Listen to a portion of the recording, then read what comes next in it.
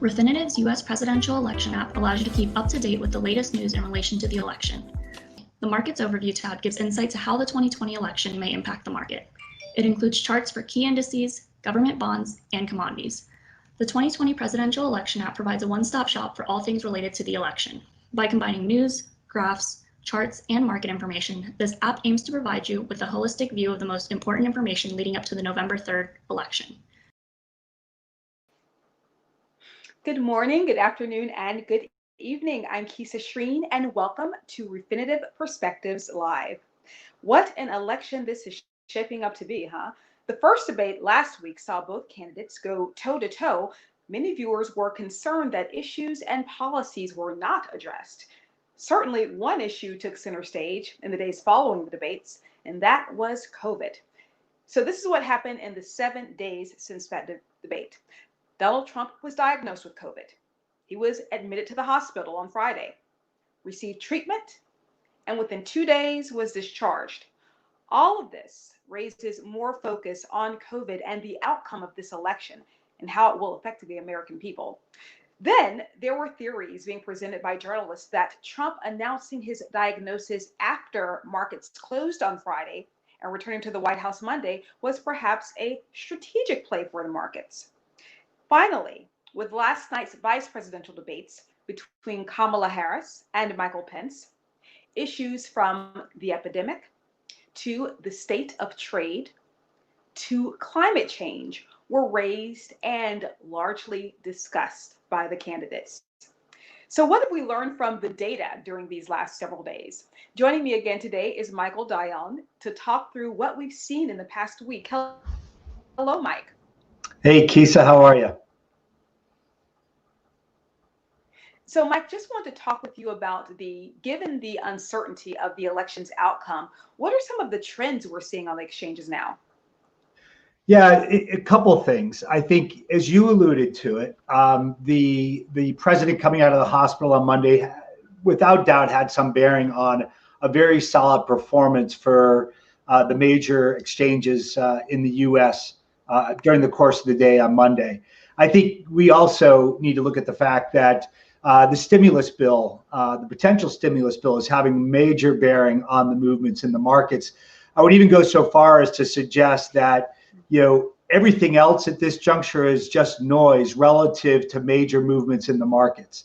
On Tuesday, the president tweeted that discussion of a stimulus bill was dead, and you saw the market respond accordingly, and then started walking that back over the course of Tuesday and then Wednesday, and we've seen subsequently on Wednesday and Thursday that the markets performed quite well. Today, the market's performing very well, even though the jobs data isn't very good. And what I'm left with, I think most people are left with, is until there's resolution on the stimulus package, everything else is almost going to be noise. I think by and large, the market's going to move based on the perception regarding the likelihood that a major stimulus bill gets done. You'll see movements within particular sectors. The airline industry, as an example, was called out in particular as being an area where it seems to be getting a lot of focus from both sides, that it will get some stimulus. But by and large, I think until a bill is done one way or another, the markets will move based on the confidence that people have that a stimulus package will in fact happen. So in talking about the stimulus bill, we also think about the employment numbers or the unemployment numbers and the various industries that are at play here. So we're going to change gears a bit to talk about that, specifically this week with the Silicon Valley industry. Some tech giants are taking heat for their privacy policies, but also for the sheer size of their companies and the market dominance in the U.S. What's happening there? Yeah, it's been very interesting to watch. As a matter of fact, participated with our friends over at Reuters on a panel yesterday specific to this. The U.S. House of Representatives, a Judiciary Subcommittee panel looking into abuses of market power by the four arguably largest tech companies, Alphabet's Google, Facebook, Apple, and Amazon. The report called out the fact that there were the tech firms, those big four notably, we're forcing a number of small businesses into oppressive contracts at the name of profit. I think so that will certainly continue to be something that people keep an eye on. Those reports are, meant to provide a point of view. What ultimately comes out of that in the form of legislation is a very different topic, and one that will likely play out for quite some time beyond the elections. The other area of interest in Silicon Valley that's being watched very closely is attention to who's investing in those companies. And there's a growing investment from some of the sovereign wealth firms in the Middle East into technology companies. Perhaps the biggest example is Saudi Arabia's public investment fund has a 5.2% ownership stake in Uber.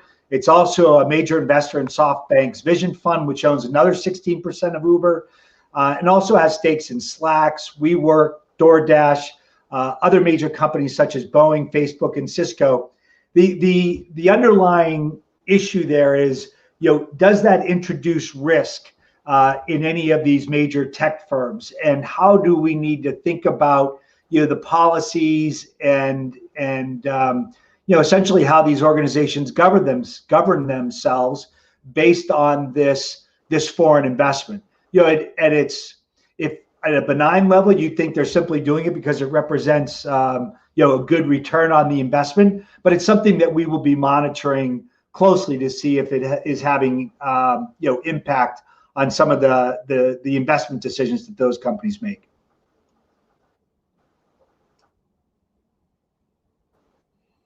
Keesa, are you able to hear me? Talk about China. This is a good. I think I can hear you. I just want to make sure you can hear. I can.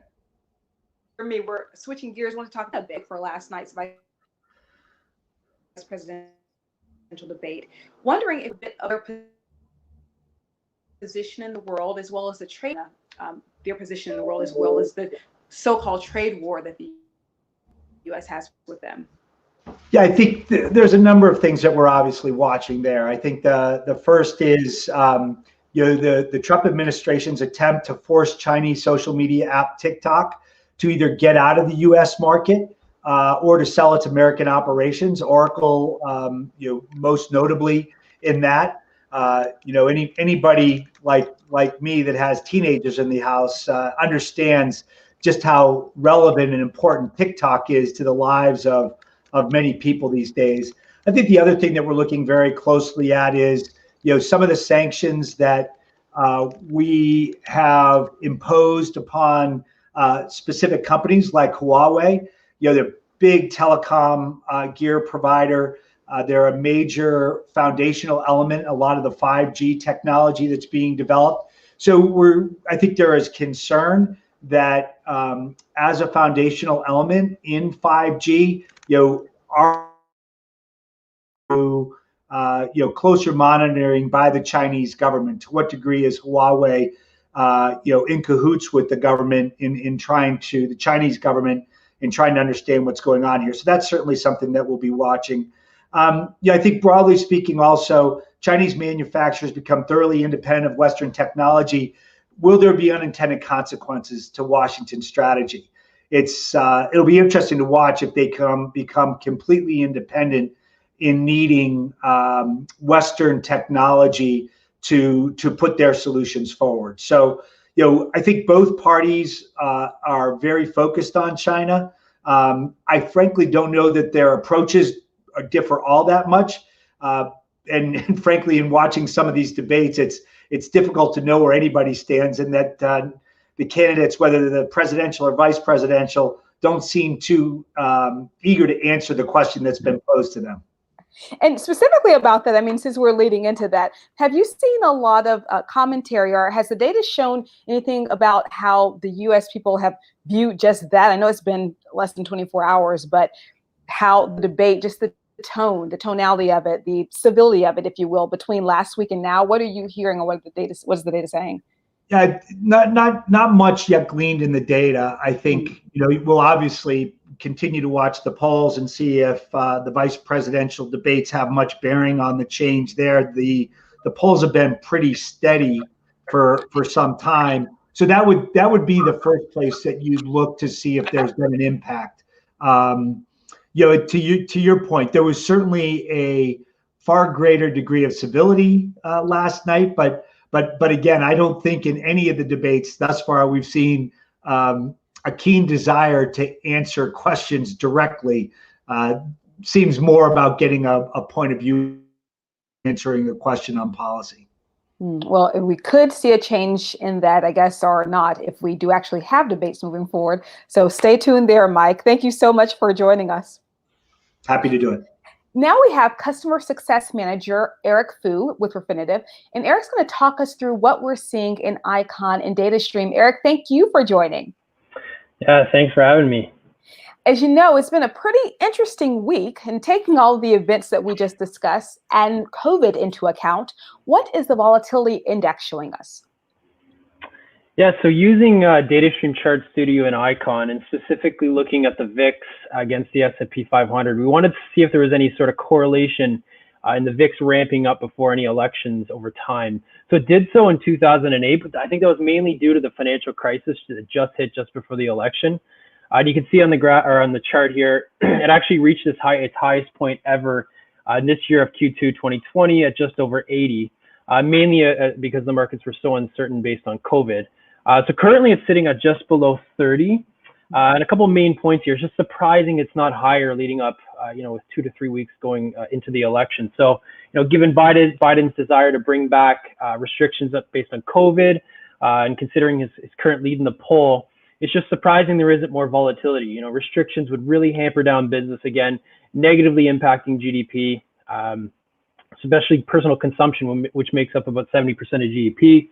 Also, given Trump's desire to keep businesses open, you could see COVID reach to an overwhelming impact, causing states to have to close businesses anyways. And it's also fair to say that investors are really just waiting to see proof in the polls leading up to the election. So it's fair to assume that the volatility should ramp up since each candidate's policies are so different, and it's been said that they're more different than ever in any election. Wow. And I guess with those differences, it makes for interesting conversations around volatility. And let's discuss volatility in terms of the S&P 500 specifically. What are you seeing there? Yeah, so actually using portfolio analytics, I'll wait this for a second to go. Yeah, so using portfolio analytics on Eikon, you see at the top chart there, it's basically we're looking at S&P and volatility, specifically at the FANG stocks, including Microsoft as well. And the top chart there actually shows year-to-date contribution to return and weights of each constituent in the S&P 500. And you can see on the left there, Apple, Amazon, Microsoft, and then along the top, Facebook and the two Google share classes actually make up over 20% of the S&P. Some major risks there, especially because it's a market cap weighted index. Any major price fluctuation in those stocks specifically could see a huge shift in the S&P 500. So we also looked at using Starmine's intrinsic value model to see whether the FANG stocks plus Microsoft are considered over or underpriced. And they're all severely overpriced at this point. And given this, given the election is coming up and given Biden's possible restrictions on COVID, bringing them back, his plan to possibly increase taxes, and also the possibility they might increase minimum wage from $7.25 to $15, that's a massive impact on businesses' wage expense, kind of lowering their net income in the long run. But we could see another large sell-off impacting the S&P 500, mainly driven by these FANG and Microsoft stocks, specifically because they're so overpriced. Great. So that's wonderful. Thank you so much for sharing that with us, Erik. I'd like to bring Mike in for our final question, and we teased it a bit earlier.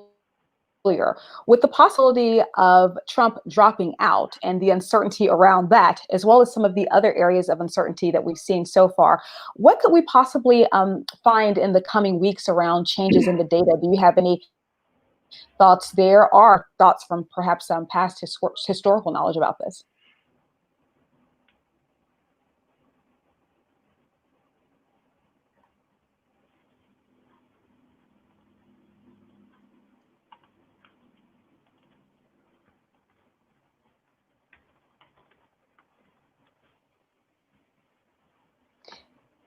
Hey, Mike, I think you're on mute. You've been talking for a bit, but I think you're on mute there.